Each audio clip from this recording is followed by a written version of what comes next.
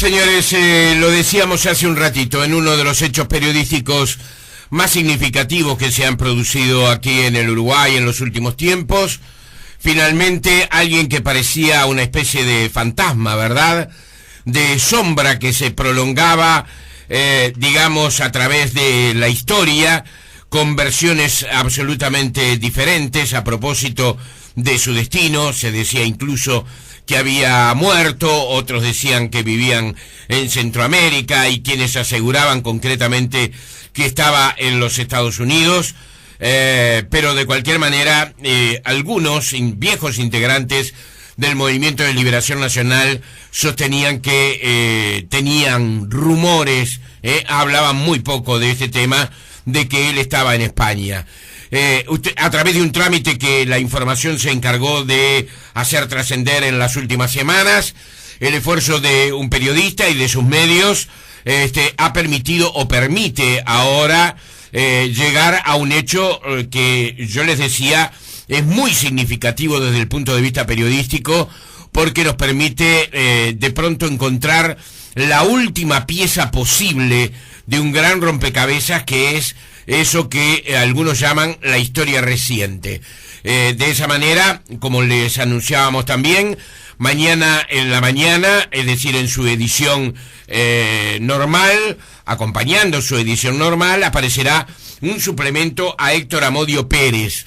Y en la noche, concretamente, podrán ver la entrevista que se le realiza a Héctor Amodio Pérez en BTV en una emisión especial a las 21 horas. El responsable de todo esto, es decir, el conductor y director de En la Mira, programa que va en BTV, y editor jefe del diario El Observador, el periodista Gabriel Pereira, está con nosotros. ¿Cómo estás, Gabriel? Buen día. Jorge, buen día, ¿cómo están? Muy bien, gracias por recibirnos. Por favor. No pretendemos que nos dé ya los contenidos, pero sí algunos detalles de cómo se fue dando, ¿verdad?, esto que culmina de esta manera. Leí el artículo en la jornada de ayer de 2 páginas en el cual se anunciaba en El Observador, ¿verdad?, este hecho informativo, que es un acontecimiento informativo por lo que relatábamos recién. ¿Cuánto tiempo te llevó convencer a Amodio para realizar esta entrevista? En realidad bastante poco. Yo creo que hay en realidad poca virtud personal en este logro y una gran virtud del tipo de periodismo que hacemos en el diario. Realmente lo digo sin falsa modestia. O sea, a mí me parece que, como dijera un pensador contemporáneo, acá el logro está en el camino, más que en haber llegado, en la búsqueda, claro, en cómo lo buscamos, digamos, porque nosotros no teníamos las cartas como lo tenían otros medios. Se nos ocurrió colgar esas preguntas en la página web. Inmediatamente él hizo contacto con nosotros, luego nos contaría algo que publicamos mañana, una anécdota que él nos cuenta, que cuando él vio que nadie publicaba sus cartas porque no le creían, él se sentó en el ordenador y escribió una carta dirigida a todos los medios a los cuales les había enviado las cartas, ofreciéndoles una entrevista colectiva en Madrid, con medidas de seguridad mediante, y cuando estaba en eso, vio las 15 preguntas que el observador le había colgado en la web, y se decidió a borrar esa carta y eligió al observador como el medio. Nos hizo un contacto telefónico, hablamos por teléfono. Yo le dije que para nosotros era importante, está bien darle su palabra, pero que era importante la repregunta y poder darlo, y me pidió un mes, para plazo, claro, para la reflexión. Y organizar sus cosas, y él trabaja, y en fin, y efectivamente, poco antes de cumplirse el mes, hizo un contacto conmigo y arreglamos el encuentro en Madrid. Claro. Lo hiciste en silencio, como salen estas cosas, porque luego de verdad de la publicación en El Observador, hecho que me pareció interesante, a pesar de todas las dudas que se podía generar y de todas las opiniones que se podían generar, a mí me parecía interesante conocer el contenido de lo que trascendía entre bambalinas, entre el mundillo periodístico, si querés llamarle así, de una manera muy grosera, que Amodio Pérez había escrito a algunos medios uruguayos. Y solo habíamos tenido apenas algunos fragmentos, ¿verdad?, que habían aparecido en alguna publicación, y el silencio en otra, hasta que se vieron obligados, cuando es publicado todo este material por El Observador, a explicar el porqué de ese silencio. Yo creo que se podía, no critico, no juzgo, doy mi opinión simplemente. Aquí no hay parámetros periodísticos, cada cual sabe lo que hace, pero me parece que con esas mismas precisiones podía haberse publicado o dado a conocer el material que finalmente ustedes dieron a conocer. ¿Con quién te encontraste? Con una persona muy misteriosa. Vi que cuando llegaste al aeropuerto, te leí, tuviste que hacer una serie de maniobras propias de una novela de John le Carré o Frederick Forsyth. Él nos había mandado antes, cuando 48 horas antes de salir, nos había mandado un mapa del aeropuerto de Barajas, con algunas indicaciones acerca de cómo teníamos que movernos.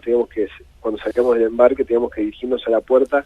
Yo entendí mal, en realidad. O sea, él proponía que nosotros saliéramos del aeropuerto y luego volviéramos a entrar. Yo fui hacia la puerta, no salí. Teníamos que ir hacia un baño y luego del baño hacia una casa de cambios y luego sí salir.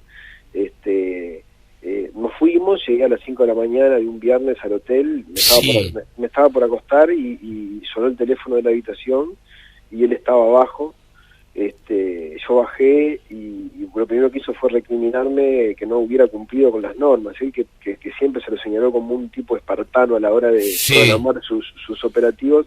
Me dijo que yo debí salir del aeropuerto porque si había alguien siguiéndome, él iba a salir conmigo y luego, si yo entraba, lo iba a dejar en falsa escuadra. Y yo, la verdad, para mí era como un trámite y para él de pronto era una cosa importante. Y él estaba entre el público del aeropuerto mirándome, digamos, ¿no? Claro. O sea que, mientras que por un lado él dice que no tiene temor, que ha perdido los temores y que por algo da la cara, por otro lado, él sigue guardando sus recaudos, ¿verdad? Ajá.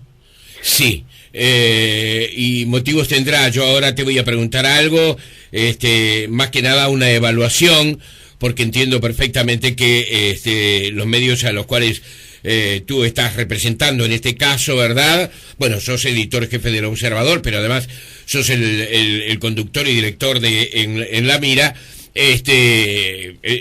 por derecho propio tienen, digamos, la propiedad de todo lo que allí se dice y no pretendo tener demasiados avances. No, pero preguntale tranquilamente, Jorge, mira que yo no hago misterio con esto, o sea... No, porque... No, de hecho hoy nosotros le ofrecimos a los canales un adelanto de algunas palabras de él, y 2 canales aceptaron, el 10 y el 5 aceptaron, el 12 y el 4 no las aceptaron, y al final, en igualdad de condiciones, incluso la subió hoy primero Canal 10, antes que El Observador, ¿no? A mí me parece, digamos, yo creo que la información hoy circula de una manera tan abierta. Sí, es cierto. Que apropiarse de una manera así de las cosas, ¿viste? Y ponerle gotas de agua, poner una gota de agua para que no te la vayan a robar, me parece que es una agresión al televidente, manchar una imagen, porque si hoy, yo qué sé, que te levanten, al contrario, mejor. Entonces, preguntame lo que quieras. Bien, te encontraste con un personaje muy especial, es de esas personas, tú tenés ya una trayectoria hecha en donde la entrevista es una forma de tu vida casi cotidiana, y sabes que muchas veces se da un vínculo que no necesariamente se explicita, pero digamos una línea, ¿verdad?, entre el entrevistador y el entrevistado. Esa línea, de alguna manera, ¿es posible trazarla con Amodio, o Amodio mantuvo su distancia, su desconfianza, tal vez su paranoia, no sé? No, sabés que no, ni siquiera en los contactos que teníamos antes, y incluso en los que tuvimos después. Él cuando terminamos la entrevista me dijo, mira, vos... yo no asumo ningún compromiso contigo al haberte conseguido la entrevista, me dijo.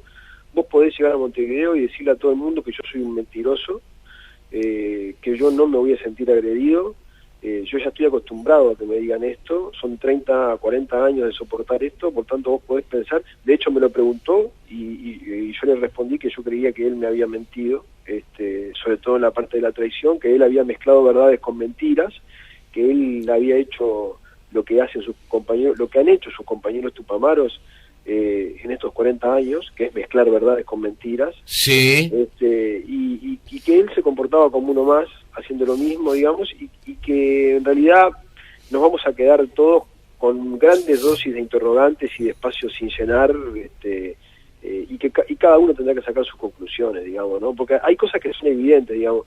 Uno dice, ¿por qué un hombre al que tenía tantos flancos para atacar, tantos flancos para señalarle, un hombre que había logrado un salvoconducto en la dictadura, ¿por qué mintieron durante 30 años o 40 años de que él había entregado a la cárcel del pueblo cuando todo el mundo sabía que él no había sido quien había entregado a la cárcel del pueblo? ¿Por qué lo hicieron?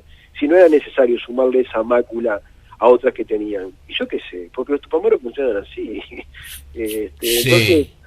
ese no es un hecho menor, Gabriel, ¿no? Porque... clave este hecho.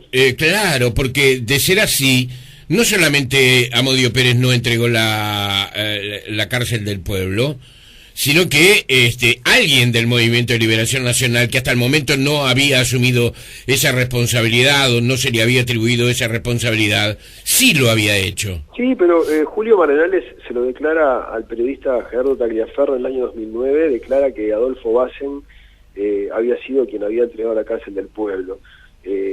40 años o 30 y pico años esperó Marenales y todo el movimiento para contar esa parte de la historia. Mientras tanto, los propios libros, hay una anécdota que es fantástica, que él la cuenta en una de las cartas. Alain Labrousse, el francés que escribe una historia sobre el MLN, da una charla una vez en París sobre el MLN, y en un momento cuando cuenta que Amodio Pérez entregó la cárcel del pueblo, Amodio Pérez, que estaba entre el público, se levanta y le dice, perdóneme, acá yo tengo un testimonio de Marenales diciendo que la cárcel del pueblo la entregó Bassen y lo dejó en falta de escuadra. La Bruce no sabía para dónde agarrar el pobre hombre, ¿no? Sí, sí, sí. Entonces, yo antes de irme, Jorge, me leí, te diría que casi todos los libros que hay sobre el MLN, sí. y leyéndolo ya no como un lector más, sino pensando en mi trabajo, leyéndolo con otros ojos, las contradicciones que hay en los libros, las mentiras solapadas, las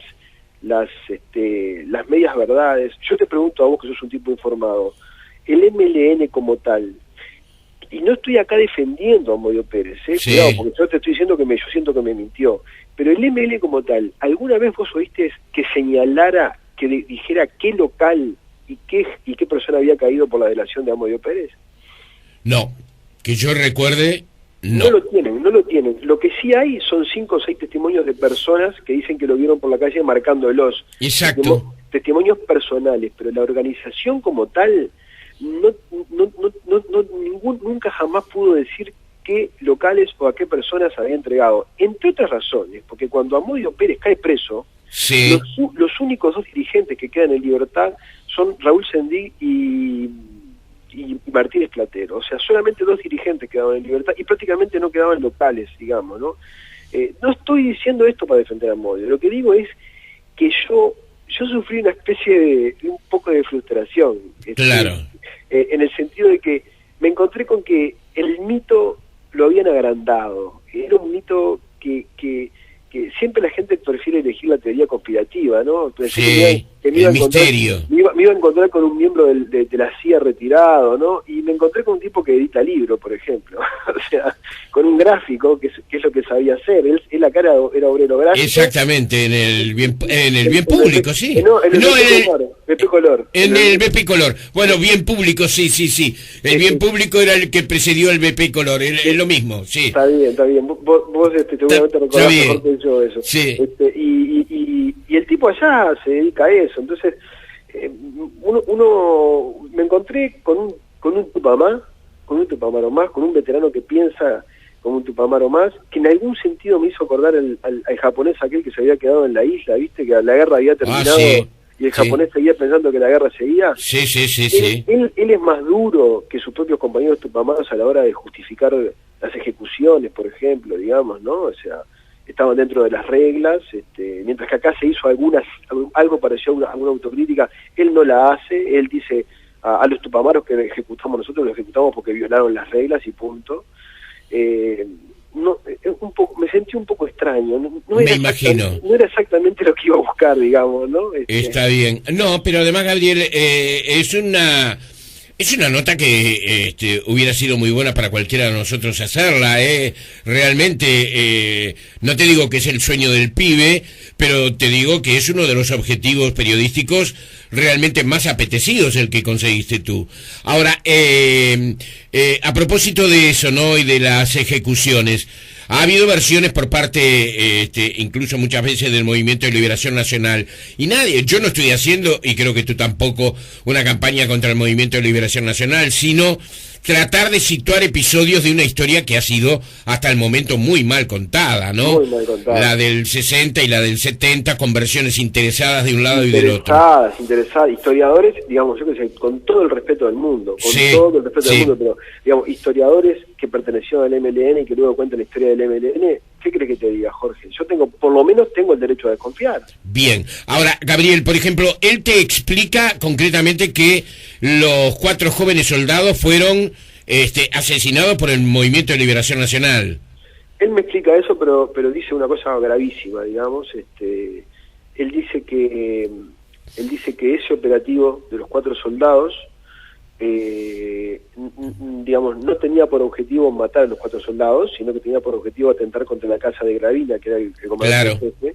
Pero lo que dice es que el atentado fue sugerido por militares. El atentado fue sugerido por los militares que integraban el MLN.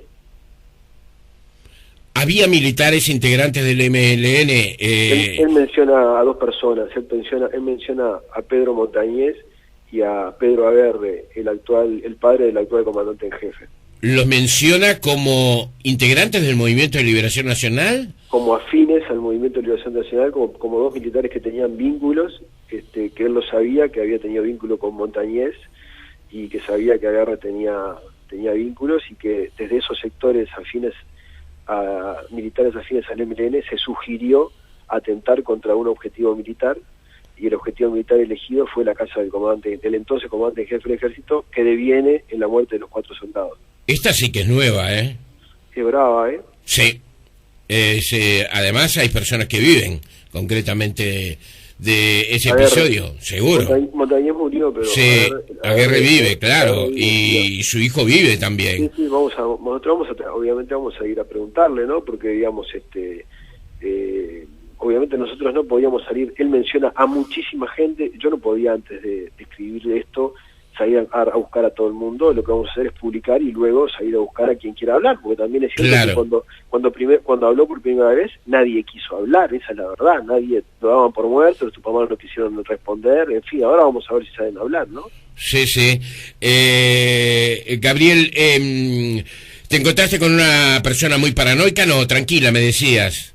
Sí, digamos. ¿Tiene familia? Sí, tiene, él vive con su mujer, se separó de Alicia Rey Morales. ¿Está viva Alicia Rey Morales? Es lo único que te pregunto. Está viva, está viviendo en España, tiene un hijo. Ajá. Él se emociona, es el único momento de la entrevista en la cual él pierde un poco la línea y llora, digamos. Cuando habla de la negra. Cuando habla de la negra y le dispensa un orgullo y un amor increíble, y cuando habla del hijo que tuvo con la negra, él tuvo un hijo con ella allá en Madrid.